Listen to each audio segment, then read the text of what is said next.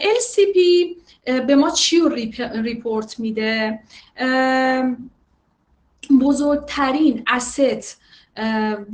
asset یا اون سندی که توی ویوپورت دیده میشه رو به ما حالا چیزش رو ریپورت میده. ببینید وقتی که صفحه رو باز میکنین، همون گفتم که اولین چیزی که میبینیم ویوپورت یا همون above the fold. لودینگ یا رندر تایم این asset رو میتونه عکس باشه، میتونه تکست باشه یا هر چیزی با LCP گرفته میشه. همونجوری که توی عکس دیده میشه تایم خیلی خوبش 2.5 ثانیه است، بقیهش دیگه میره توی ایمپروومنت و اصلا ضعیف که ممکنه اصلا LCP ما ضعیف باشه عددش. حالا اصلا چه المنت هایی میتونه استفاده بشه به جای مثلا برای به عنوان LCP؟ ایمیج المنت ها هستن، SVG ها هستن، SVG المنت ها هستن که این مدل حالا عکس هست، ویدیو ها هستن، CSS فانکشن ها هستن، URL CSS فانکشن ها هستن، یه سری بلاک لول ها هستن. ممکنه پاراگراف ما اونجا بذاریم و پاراگرافمون حالا بزرگترین assetمون باشه. همونجوری که تو این عکس هم داریم میبینیم، عکس دست راست، HTML داکیومنت اول لود شده، بعد استایل شیت لود شده، بعد LCP لود شده. این حالا بسته به حالا اون استراتژی که دارن، شرایطی که دارن، LCP باید اولویتش بالاتر باشه المنتش. حالا ما هنوز در LCP هستیم و داریم عمیق میشیم توی LCP. یه سری ساب پارت یا حالا پارت های زیرگزینه داره برای خودش LCP.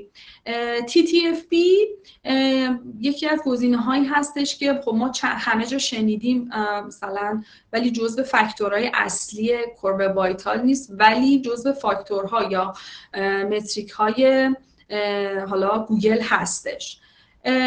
TTFB تاثیر داره در LCP.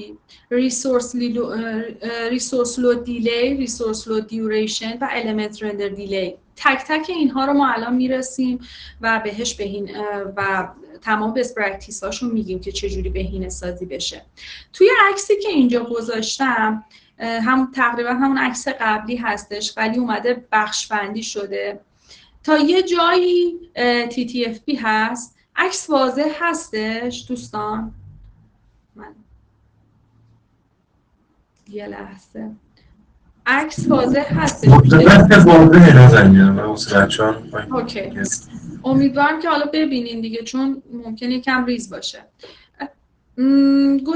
قسمت اول تا یه بخشی بحث TTFB هستش، یعنی فرست بایت، یعنی دقیقاً اون اولین بایتی که دریافت میکنیم. بعدش ریسورس لود دیلی هستش که خب این استایل شیت ها باعث این قضیه شدن که دیلی اتفاق بیفته و بعدش شروع میکنه حالا LCP رو میاره بالا که مثلا ایمیج هستش، اون سکشن ایمیج هستش که همون LCP ماست و بعدش هم رندر دیلی برای زمانیه که حالا دیگه فاینال میکنه رندر LCP شو و میاره بالا. کل این مراحل باید 2.5 ثانیه طول بکشه و ما بهترین گزینه اینه که بتونیم این دیلی ها رو حذف کنیم. خب TTFB رو که اولین ساب پارت یا اولین متریکی که هستش توی حالا LCP خیلی مؤثر بود و توضیح میدیم. زمانیه که کاربر بارگیری صفحه رو حالا شروع میکنه تا زمانی که مرورگر اولین بایت رو براش ارسال میکنه. این تایم TTFB یا time to first byte هستش. عدداش هم میتونید ببینید که 800 میلی ثانیه تایم خیلی خوبش هست و بیشتر از اون دیگه میره برای ایمپروومنت و اینکه ضعیف باشه اصلا کلا. تشخیص پرفورمنس، ببینید بعضی اوقات مشکل TTFP بحث دیگه فرانتی نیستش، بحث بکندی هستش. برای همین ما برای اینکه بدونیم دقیقاً توی بکندمون چه اتفاقی میفته که مثلا TTFP ما مثلا کاملا ضعیفه، دو تا حالا از راه‌هاشو من اینجا گذاشتم. پرفورمنس بک‌اند رو، پرفورمنس تسک هایی که تو بک‌اند انجام میشه رو بررسی میکنیم به وسیله رسپانس هدر سرور تایمینگ که دیتا هایی مثل سی پی یو تایم و نمیدونم فایل سیستم ها و دیتابیس ریدر رایت و اینا رو همه رو به ما میده، میتونیم کاملا نگاه کنیم مثلا چه اتفاقی داره توی بک‌اند ما میفته و چقدر زمان داره اونجا کشته میشه. استفاده از یه سری نرم افزارهایی هستش که همین دیتا رو به ما میدن، APM ها یا اپلیکیشن پرفورمنس منیجمنت ها گزینه دوم هست که میتونیم یا از این استفاده کنیم یا بحث سرور تایمینگ. علتهای خیلی زیادی داره TTFP برای کندیش، ولی رایج ترین هاشو من اینجا گفتم، سعی کردم یعنی بگم. ورود بازدید کننده ها از تغییر مسیرهای متعدد مثل لینک های کوتاه.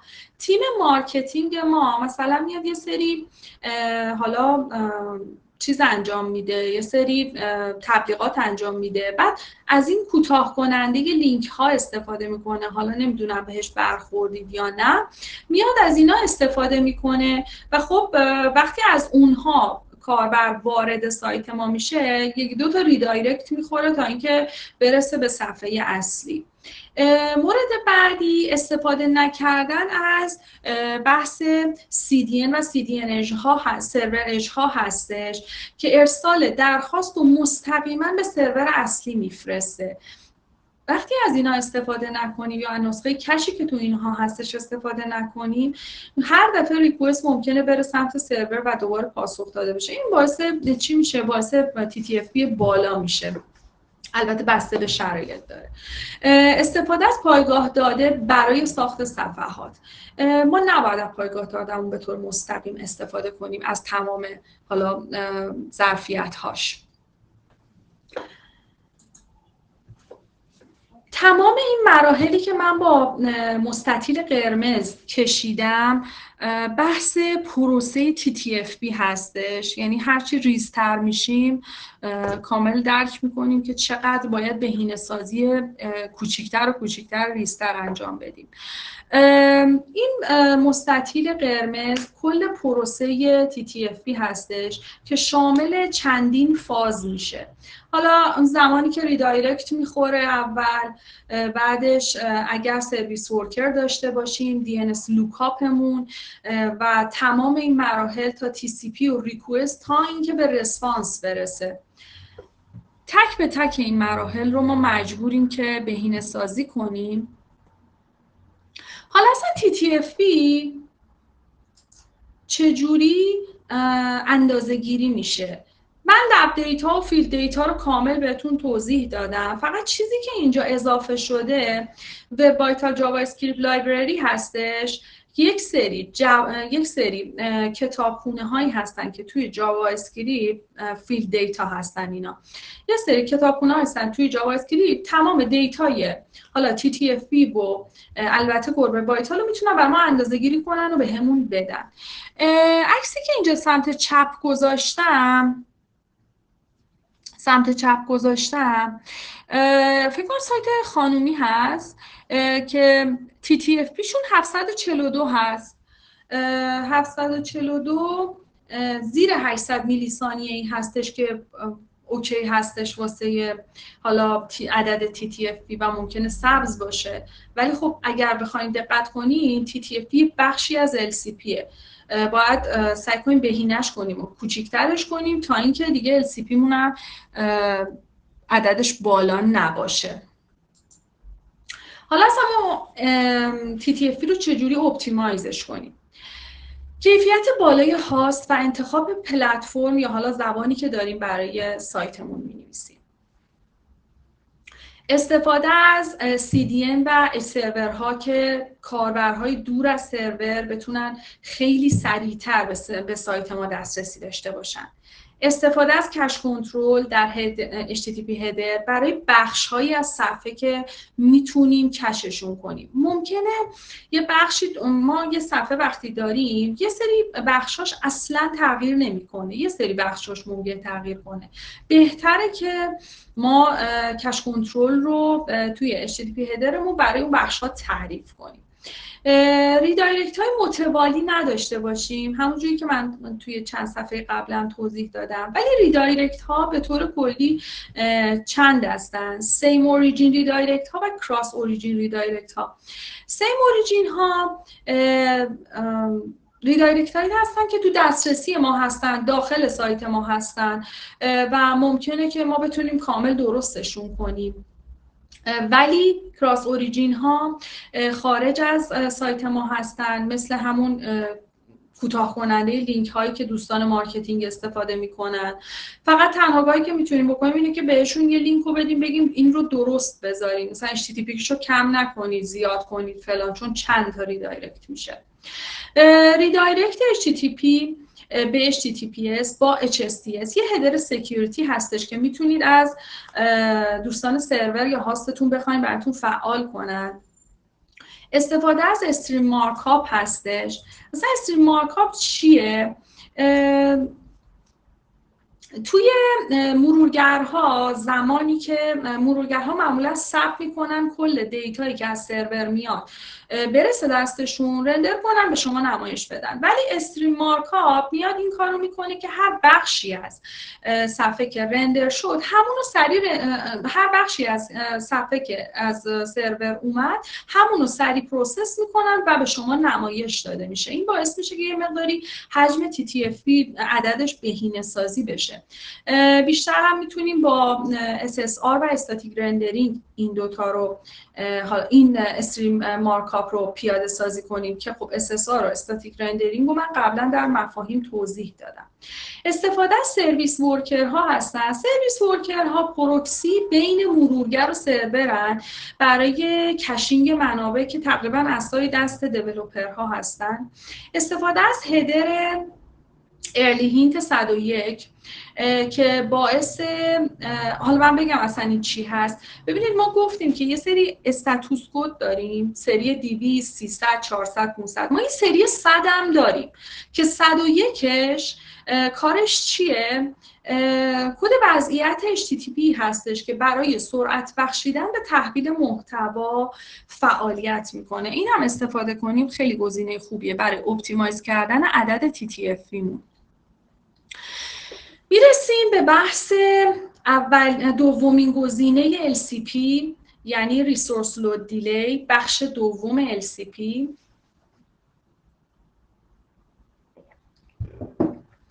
که بخوایم بهینه سازیش کنیم. توی این بخش این اصلا کلا ریسورس لود دیلی چه زمانی هست؟ زمانیه که مرورگر شروع به بارگیری منبع LCP میکنه، یعنی TTFP رو رد کرده، حالا دیگه میاد LCP رو شروع به بارگیری میکنه.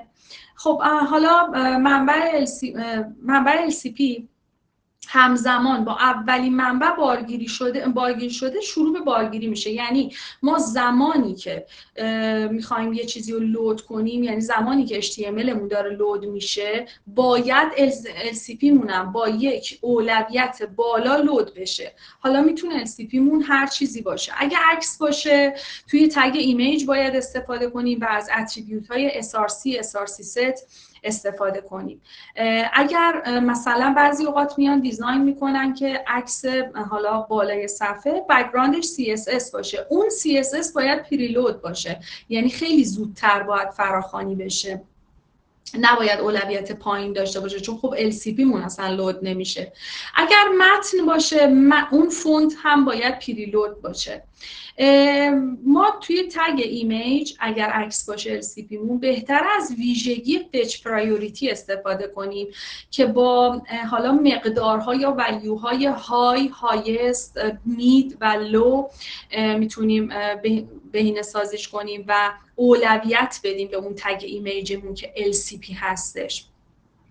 اولویت زدایی کنیم از منابعی که اوکی نیستن و اصلا لازم نیستش که با خیلی زود مثلا لود بشن. مثل همین استایل شیتی که الان اینجا هستش، این استایل شیتی که تو این عکس می‌بینین گذاشته مثلا زودتر از LCP داره لود میشه. خب این باید اصلا اولویت زدایی شه، ولی خب باید با مراقبت این اتفاق بیفته که یک وقتی مثلا صفحه دیزاینش به هم نریزه. بحث استفاده از فونت دیسپلی سواب در CSS هستش. فونت دیسپلی سواب چی کار میکنه تو CSS؟ زمانی که ما فونتمون هنوز لود نشده یا اون فونت رو نمیشناسه یا هر چیزی، اول یه فونتی مرورگر خودش میذاره، بعدش فونت ما رو لود میکنه و این باعث میشه که خب این دیلیه یه مقداری به صفر نزدیک بشه، وای نسته تازه فونت ما رو فایلش رو لود کنه. عنصر LCP رو نباید با جاوا اسکریپت لود کرد. این یه چیز خیلی واضحه و اصلا نباید با جاوا اسکریپت لودش کنیم. میرسیم به قسمت بعدی LCP، مرحله سومش ریسورس لود دیوریشن هست که ما اینو میخوایم بهینه سازی کنیم. مدت زمانیه که طول میکشه تا خود منبع LCP بارگیری شه، یعنی همه منبع LCP تو این مرحله بارگیری میشه. حالا اگر عکس باشه دوباره من حرفای حالا اسلایدر قبلی رو دوباره توضیح میدم بیشتر.